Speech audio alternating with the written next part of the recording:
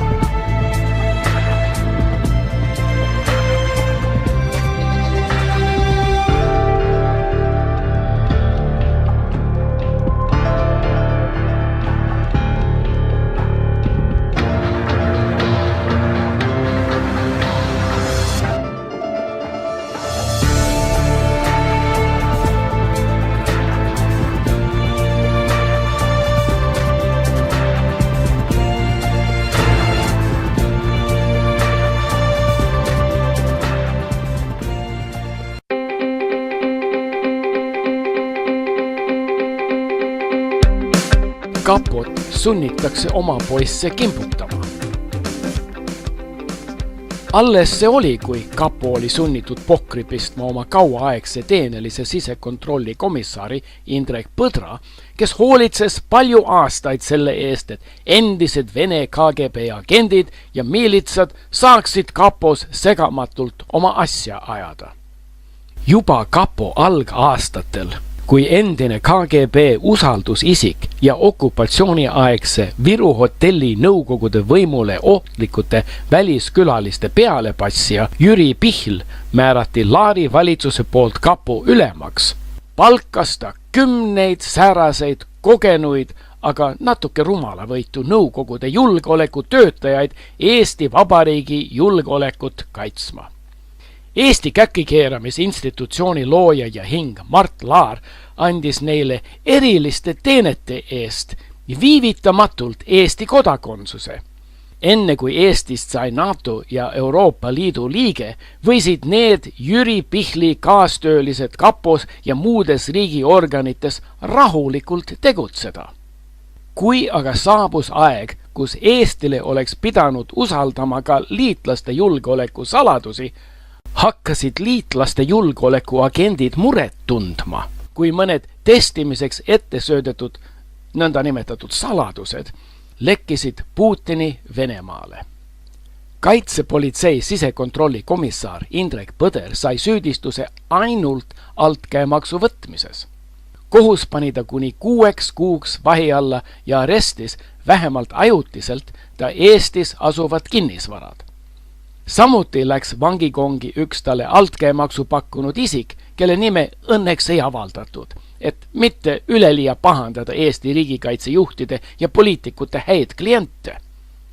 Samas kriminaalasjas esitati ametisaladuste lekitamise kahtlustus politsei- ja piirivalveameti sisekontrolli juhile Meelis Danielile, kelle karistus piirdus vabatahtlikult ametist lahkumisega. Kohalike elanike sõnul olevat Põdra maakodus tihti nähtud nädala lõppudel hulgalist Vene numbrimärgiga autosid. Põder tegi seal šašlõkki ja ta Pollarist naine pakkus võileibu ja vodkat, kui Põder heade Vene kolleegidega ja klientidega tehinguid sõlmis.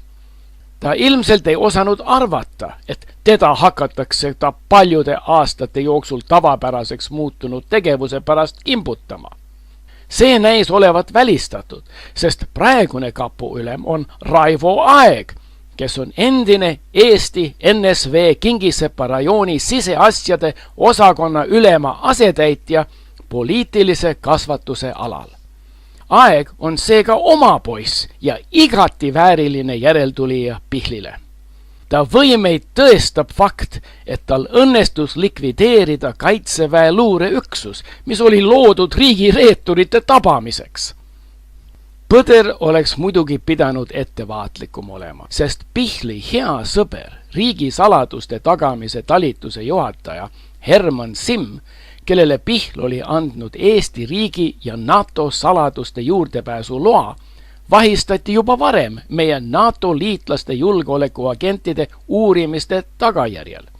Ta pandi nende tungival nõudmisel koguni pikemaks ajaks vangi.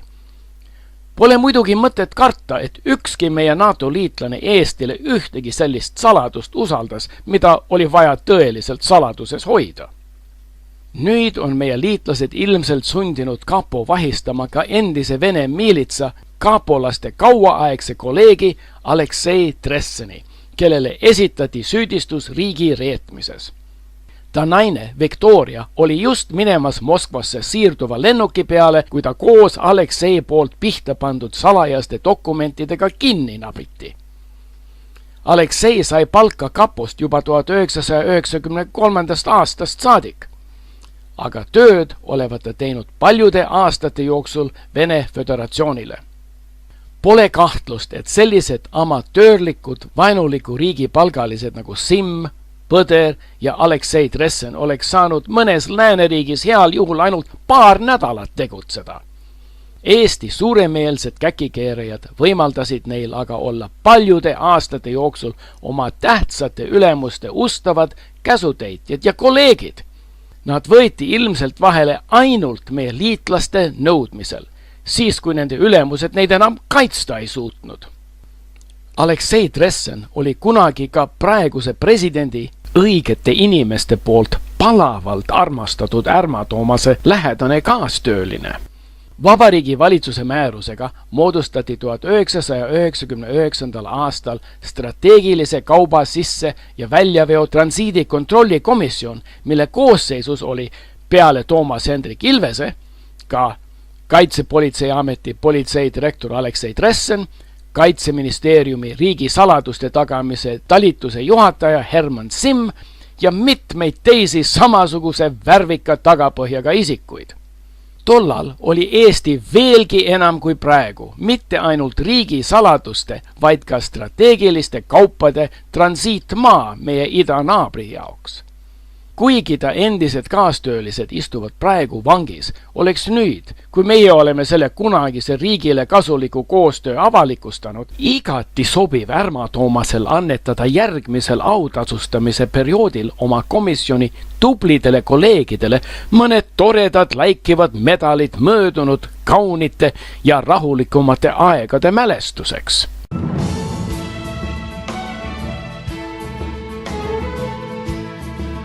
Lihtrahvas on muutumas mässumeelseks. Äsja see oli, kui tudengid demonstreerisid kõrghariduse reformi vastu. Nad väitsid, et see olevat noorte vaenulik ja nõudsid, et Riigikogu ei kehtestaks valitsuse poolt koostatud kõrghariduse reformi eelnõu seaduseks. Meie andekas võimueliit ajastas seaduse vastuvõtmise küll kavalalt jaanuari, mil Tartu Ülikoolis on eksamissessioonid ja väljas on kõva pakane. Aga isegi see ei heidutanud mässumeelseid tudengeid. Ega sellel kõrghariduse reformil õieti midagi viga pole, sest võimueliidi võsukesi õppetoetuste piiramine ei häiri. Nendel rahapuudust pole. Probleem on, nagu alati, lihtrahvaga. IRL fraktsiooni esimees Urmas Reinsalu kinnitas neile küll, et õnn pole rahas. Aga mõned jonnakad lihtrahva peredes üles kasvanud tudengid ei taha sellest aru saada. Tudengite arvamistega pole meie efektiivsel võimuaparaadil ja ustaval Riigikogul muidugi vaja kõige vähematki arvestada. Palju halvem on see, et nii palju rahvast, kui avaldas väljakutel ja tänavatel pahameelt aktana tuntud võltsimisvastase kaubandusleppe vastu, demonstreeris Eestis varem ainult laulva revolutsiooni päevadel. Kuigi meie tubli võimueliit arvas, et oleme lihtrahva juba sõnakuulelikuks muutnud ja harjutanud piskuga elama, näib nüüd, et on veel vaja vaeva näha. Eelkõige on meil vaja suu korvistada tülikad ajakirjanikud. ACTA oligi juba vaikselt valmimas, kui tülinorijad kirjatsurad meie salajased lepingute sõlmimised ja seaduste tegemised avalikustasid. Ei aidanud isegi meie geniaalse peaministri Andrus Ansipi kinnitus, et ACTA kehtestamine ei riiva vähimalgi määral eestlaste põhiõigusi. Et selle tagajärjel pole vaja muuta praeguseid seadusi. Et seda polegi valmistatud salaja ja et see on Eesti ettevõtjatele kasulik. Ansip, kes nagu me teame, viib Eesti kiiresti 5 kõige jõukama Euroopa riigi hulka, andis ka mõista, et ACTA vastased on kas uimastite mõju all või kannavad fooliumist peakatteid tulnukate tõrjumiseks. Kõige selle peale vaatamata muutus aga suur hulk varem kannatlikku rahvast ohtlikult mässumeelseks. Mässuõhutajad on ilmselt käkikeerajate vaenlased, kes avaldasid ACTA lepingu sätteid internetis ja ajakirjanduses. Ilmusid koguni kirjutused, mis andsid mõista, et meie auväärt peaminister valetas. Avalikustati ebaolulisi fakte, mis näitavad, et Euroopa Parlamendi tellimusel tehtud analüüsi järeldused riivab ACTA kodanikele tagatud inimõigusi. Et ACTA vastuvõtt teeb vajalikuks nii hästi Euroopa Liidu kui ka Eesti seaduste muutmise. Et osa valmistamise dokumente on ikka veel salastatud ja selle, et ACTA vastuvõtt oleks Eesti ettevõtjatele kahjulik. Paljud demonstreerijad isegi pilasid meie kõrgelt austatud peaministrit, Eesti väljapaistvat käkikeerajat fooliumimütside kandmisega. Näib, et ACTA vastased demonstratsioonid ei toiminud nagu kaitseventiilid, mis oleks rahva seas valitsevat survet vähendanud. Need olid hoopis eeskujuks pahameele avaldustele, mis võivad osutuda veelgi ulatuslikumateks. Eesti Haridustöötajate Liit ongi teatanud, et 7. märtsil algab kuni 3 päeva kestev üleriigiline laiaulatuslik õpetajate streik.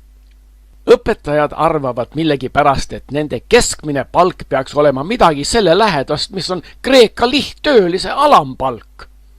Sellise häbematu nõudmisega ei saa meie valitsus ilmselt nõustuda. See võiks hakata ohustama meie võimueliidile vajalikud palgatõuse, hüvitisi ja muid sissetulekuid. Järeleandmine võiks vallandada ka samasuguseid ebarealistlikke nõudmisi teistelt töötajatelt. Pealegi on paremaga harjunud kreeklaste abistamine 360 miljoni euroga kindlasti tähtsam kui õpetajate või päästetööliste palgatõus. See on ju ainuke viis, kuidas me saame Eesti maksumaksjate suuremeelsust ja heldust demonstreerida oma Euroopa Liidu liitlastele. Nüüd tuleb aga mõelda, kuidas saame uuesti ohjelda meie tavaliselt kannatliku rahva üleaisa löömist. Eesti Käkikeerajate Liit soovitab luua politsei ja kapo löögiüksused ja need mehitada kogenud endiste Omani või Lennart Nikolajevi piirilepetega Eestisse põlistatud ehk Venemaalt palgatud Vene julgeolekutöötajatega. Teatavasti palkas kapo kunagi 10 selliseid suurte kogemustega venelasi, kes osutasid meie taas iseseisvunud vabariigile niivõrd erilisi teeneid, et tolleaegne Laari valitsus andis neile viivitamata Eesti Vabariigi kodakondsuse. Peame sellistele ekspertidele küll arvatavasti kõrget tasu pakkuma, et neid tööle meelitada, sest Putini valimistega seoses on nende jaoks suur nõudmine ka Venemaal. Praeguses järjest kriitilisemaks muutuvas olukorras ei tohi aga sääraste oluliste kulutustega koonerdada. Parem karta kui kahetseda.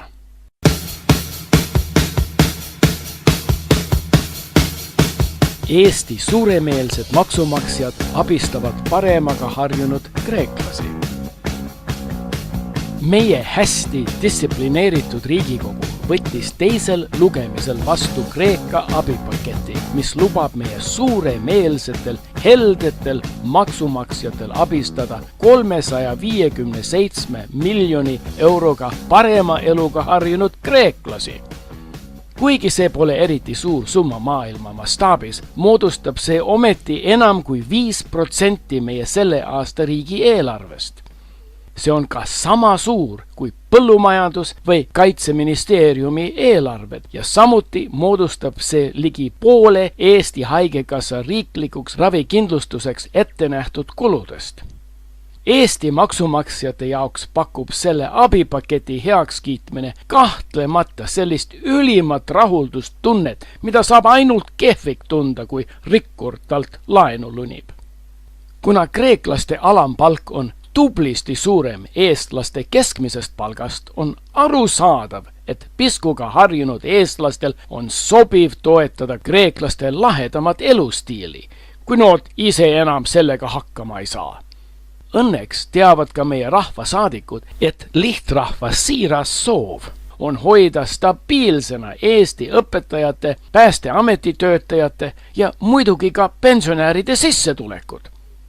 Rahvas saab kahtlemata aru, et pole arukas hakata Eesti lihtrahva palkasid või pensioneid tõstma, sest see võib nad pikapeal aplaks ajada. Sel juhul võivad nad koguni hakata igal aastal kõrgemat sissetulekut nõudma. Sellistele nõudmistele järeleandmisele võivad järgneda katastroofilised tagajärjed. Kui näiteks tõsta eestlase keskmist palka praeguselt 792 eurot 2323 euroni või pensioni 305 eurolt 1858 euroni, nagu need on Kreekas, ohustab selline raha tuulde loopimine ilmselt võimueliidi palkasid ja hüvitusi. See võib viia ka meie õitsva majanduse pikapeale pankroti äärele. Vaevalt, et me leiaks sel juhul mõnda riiki, kes meid tahab või saabki aidata.